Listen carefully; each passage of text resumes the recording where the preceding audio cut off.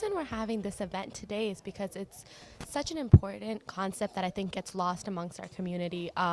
Just the concept of foster parenting or having children that are not your own in your home. I know, Muslims tend to stay away from that subject a little bit, but we're here to raise awareness that, this is a thing that's needed from our community. This is 100% Islamic. We had our sheikh here a little bit ago, and he was very adamant on letting the Muslims know that this is something that we need to do as a community. This is not, it's a privilege that, we're not in the foster care, or our children aren't in the foster care. So, it tends to be ignored a little bit, and there's always a negative stigma about, bringing some other child into your home, but the need is real. These are children that have experienced trauma, and I think that really intimidates people to the point where they will even overhype it without seeing the child behind the experiences that this child has suffered. It's to take all of the bad things that have happened to this child and allow that to become the child without seeing that this is a vulnerable youth in need of love,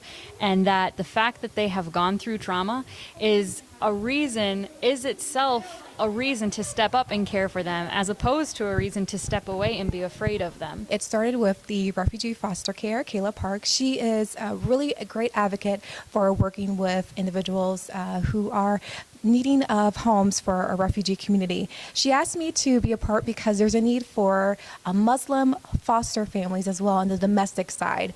Domestic foster care is more of the children who are born and raised in the state of Michigan, and the children who are taken out of their birth homes due to allegations of abuse or neglect. As Muslims, our culture is a little bit behind. There's like a taboo stigma to foster care because they feel like, oh, if you get a boy, you have to wear your scarf all the time. You can't hug him. You can't touch him, blah, blah, blah.